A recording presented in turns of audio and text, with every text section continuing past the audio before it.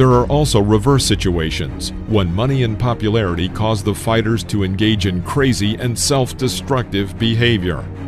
But Edwin Valero's story is unlike any of them.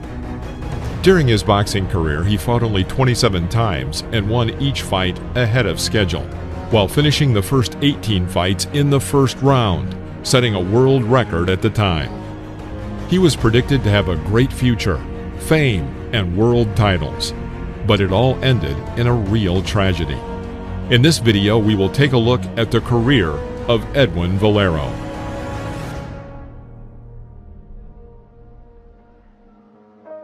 Edwin was born in 1981 in Venezuela and grew up under very difficult conditions. So at the age of 9, he had already left school and worked with his mother to help support his brothers and sisters. In total, he served 14 prison terms for robbery and similar misconduct. Edwin started boxing at the age of 12, and the young boy was immediately noticed. He became fully committed to training, wanting to learn the subtleties of his new hobby. The techniques of this youngster, I can see his ability, I can see the power, I can see the killer instinct that he possessed. As he grew older, he had a bright amateur career, where the young Valero earned a good record of 86 wins with 57 knockouts and only 6 defeats. He was one of many young fighters, but such a large number of early victories was not common among the larger field of amateurs. He was given the nickname Dynamite. There was no doubt that Edwin Valero was going to be successful in the professional world. But in 2001, he suffered a serious accident that marked the beginning of his downfall. Valero received a serious head injury as the result of a motorcycle accident.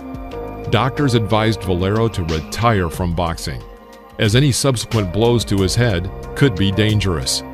But Edwin, after being treated for about 10 months, assured everyone that he was fine and decided to continue boxing.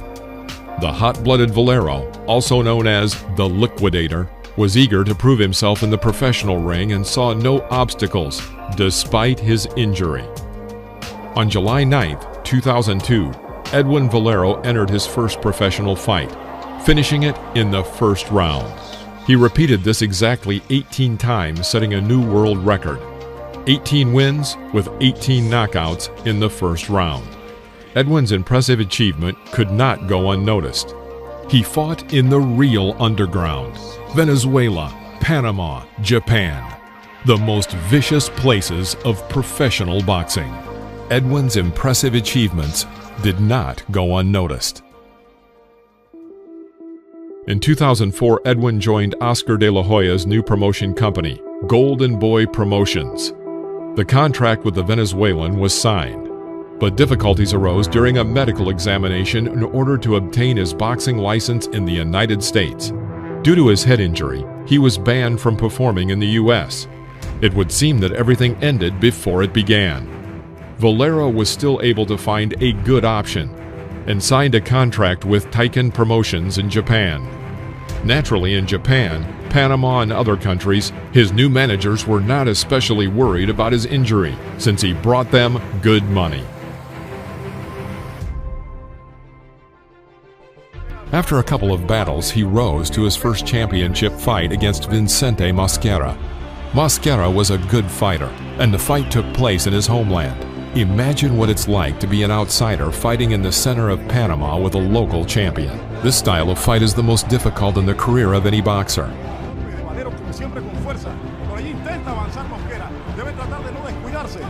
In the very first round, Valero knocked down his opponent twice. Es caída oficial. Le están contando, pero de que Valero pega lo acaba de demostrar. No debe dejarse dar esas andanadas. El loco es mejor que camine el ring, porque algunas de las peleas se las han parado a rivales de Valero por subir la guardia y esperar el ataque. ¡Bien lo queda! De loco! Ahora el que tiene las piernas aguadas es el retador. ¡Qué pelea, amigos! Sintió el golpe Valero. Está sentido Valero. Lo quiere medir Valero. Bien la derecha y la izquierda y cayó Mosquera. Si presiona en este momento, debe buscar distancia al loco. Ha equivocado por completo su plan de pelea el panameño. Con la izquierda, lo conectó fuerte, sentido el loco Mosquera. Valero todavía, el loco equivocándose en recortar distancia, se llevó un... control bien con la derecha y también la izquierda. ¡Qué algarabía que es! Valero respirando por la boca desde el primer asalto. Es lo que Valero. Vuelve a la derecha, volada por el hombro a la cabeza una vez más. Se baja otra vez, pero Valero pega muy fuerte. There was no tactically elegant boxing. The boxers stood opposite each other and unambiguously exchanged blows. By the third round, the Venezuelan had also been knocked down. The spectators rejoiced. Cups and other garbage flew into the ring. The crowd exploded. Edwin looked shocked, but while the announcer reassured the fans, he managed to collect himself. Décimo asalto, señores. Bien, Valero con la izquierda y la derecha. Se tambalea Mosquera. Son manos. By the 10th round, he had found the strength to stop the champion. Thus, he became the WBA world champion in his weight class. Pararon la pelea. Se acabó. Nuevo campeón. Ganó Valero. Noche triste para el boxeo panameño. Valero's career was taking off, and he had to defend his title 3 times. Even at this early stage, rumors of drunken brawls by the boxing champion and outbursts of rage outside the ring were reported. In 2007, it was reported that Edwin attacked his own mother and sister. It was said that simply he had a hot temper, and soon it was forgotten. Valero was known and loved in his home country. Venezuelan President Hugo Chavez was his friend, and there were many photos on the news showing Edwin and the politician together. Around this time, the Venezuelan fighter obtained his famous tattoo, bearing the likeness of the Venezuelan president on his chest. Chavez became his personal patron.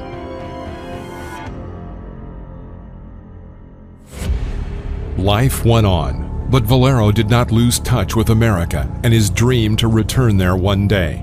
Dynamite was often asked to be the sparring partner of other famous fighters. It was thanks to his wild performances in training camps and his overwhelming domination of great champions during these sparring sessions that Edwin became famous in America. Everyone who watched Valero was struck by his aggression, his animal hatred, and the dynamite in his gloves. Specialists who monitored fresh fighters direct from training camps could not believe their eyes. Many compared him to Pacquiao and Shane Mosley. The guy moved brilliantly in the ring, equally dominating and working defense. But most importantly, he had a really heavy blow, while being a fairly sophisticated boxer. Edwin took part in the scandal that appeared before the battle between Oscar de la Hoya and Manny Pacquiao. According to the rumors, during their sparring session, he beat up the Golden Boy so badly that he was asked to leave the hall.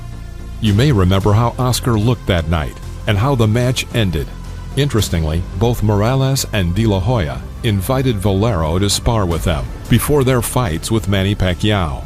Apparently, Edwin could perfectly imitate the Filipino style like no other.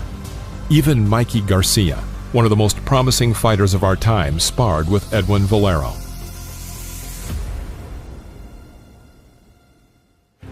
Hey, so you sparred with Edwin Valero?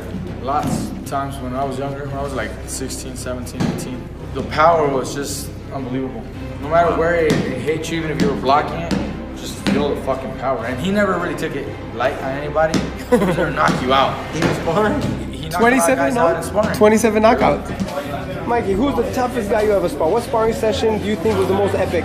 Edwin Valero. Why? He hit the hardest, man. Hardest puncher ever. This man was so sure of himself. His power was so natural that in his mind he thought that he could go out there and just by throwing the first few shots he would destroy the opponent. And he was right.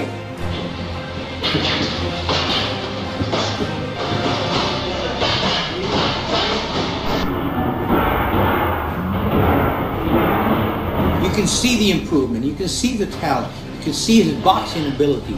Whenever he knocked out an opponent, he was always thinking. Right. He would always go in and execute in time and change the speed and fake and jab and change the combinations and change power in mid-air like a Michael Jordan. He had that ability. Mm-hmm. So that's basically what we tried to teach this youngster. And we were doing very well until the bad news from the commission that Valero could not fight anymore. Valero's return to the United States was simply a matter of time and business acumen. The old cunning fox, the godfather of modern boxing, Bob Arum, took up his case. But disturbing news continued to come. Edwin was caught with drugs, driving while drunk, and fighting outside of the ring, and his whole family was afraid of him. His wife's family was also terrified, her uncle later said. Legends even say that he got away with murder. But when your friends are the president of your country and one of the most cunning promoters of our time, how many problems can you have? In early 2009, the contract was signed. Edwin Valero officially returned to American TV, and the issue with his injury was abruptly settled.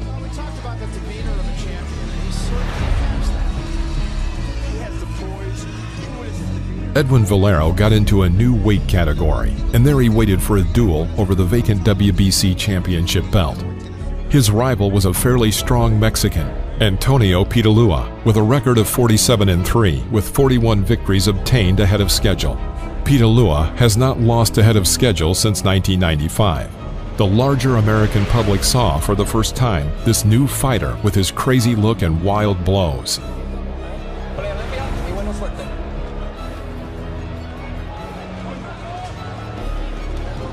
Pitalua was on the ropes 3 times in the second round.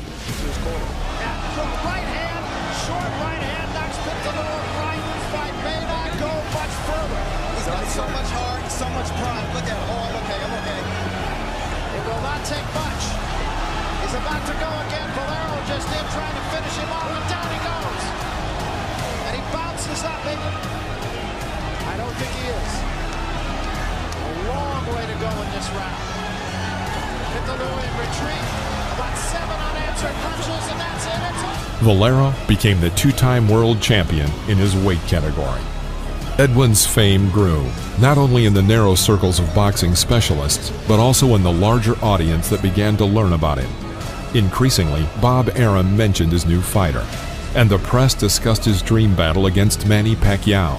Valero himself wanted this fight. Towards the end of 2009, the champion attacked his mother and sister again. In addition, rumors began to circulate that the champion was regularly beating his own wife.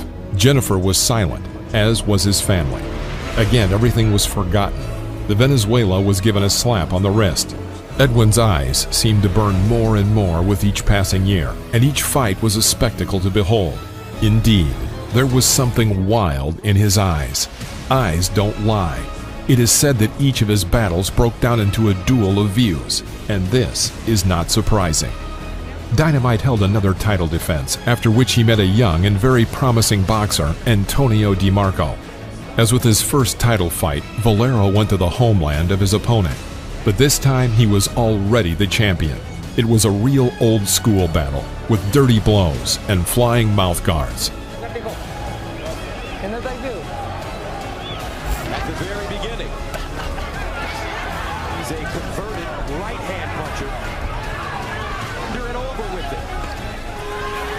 There's his recent fights in that same time frame with stoppages. That's where DeMarco doesn't want to be against the ropes, and he motors off it. DeMarco's people telling us that they want to keep this fight in the center of the ring. There's a left hand. And he's doing it in spots here tonight. Valero with both hands down. Valero saying that he caught an elbow. Now he's got a gash over his right hand. Yeah, that didn't come from a punch. Whoa. I guarantee you that. Wow. Even an accidental foul results in a point deduction from the uninjured fighter. So a point wants to be now what the champion Edwin Valero is made of. And he comes out facing a mouthpiece now gone. Valero loses his mouthpiece. DeMarco, he wants to fight his urge of being a brawler. Here's where the elbow of Antonio DeMarco, the left elbow, will come around and hit the forehead. The right hand was there, and there comes the elbow. There's no question. Very, very well. Valero, Great opposition, Was he a great knockout puncher? He told me during our meeting that his right hand wants to show the American public that he's a future superstar in this weight class. And double left hook by Valero. Into one of those straight lefts like he did. Valero, very effective tonight with that step back after he delivers. Knee, left hand, here's another one. Now Valero starting to pick apart the 24-year-old DeMarco. DeMarco landing a right. Punches in combination from different areas. He is showing all those nuances. Maybe. 8 rounds scheduled for 12. 17 seconds to go. Low blow by DeMarco. He's getting wild. And there was talk in DeMarco's corner that if he didn't get busier, they weren't going to stop the fight. Nice straight left hand by DeMarco, but it's one and done when he... Between rounds, DeMarco refused to continue the fight. The elbow strike he received, the final shots of their confrontation, and the insane look of the champion's glee will forever remain in his memory. Valero won 27 fights, all of them by knockout, an ideal record for what seemed like an ideal boxer. But everything changed in an instant. After one fight where Dynamite showed excellent skills and a clear growth of his understanding of technical and boxing knowledge, talks once again resumed about the fight with Pacquiao. Valero really wanted to fight with Pacquiao, but the boxer's dream was not destined to come true. A month after his last fight, his past head injury, coupled with his constant use of drugs, did the trick.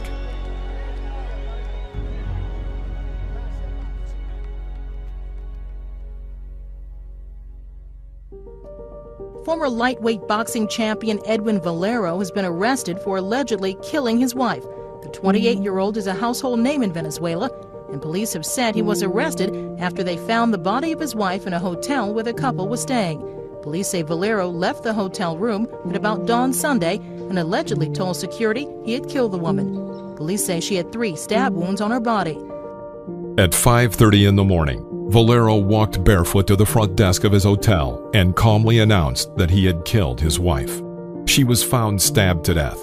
He showed no resistance at the time of his arrest. Since Valero was allegedly drunk and under the influence of drugs, there was a risk of suicide. The police took away his shoes and jacket, but they left him with a pair of sweatpants, which became his method of choice for hanging. He was found in his cell on the early morning of April 19, 2010. He was just 28 years old. Only after the tragedy did Valero's acquaintances begin to talk about his problems with drugs and alcohol.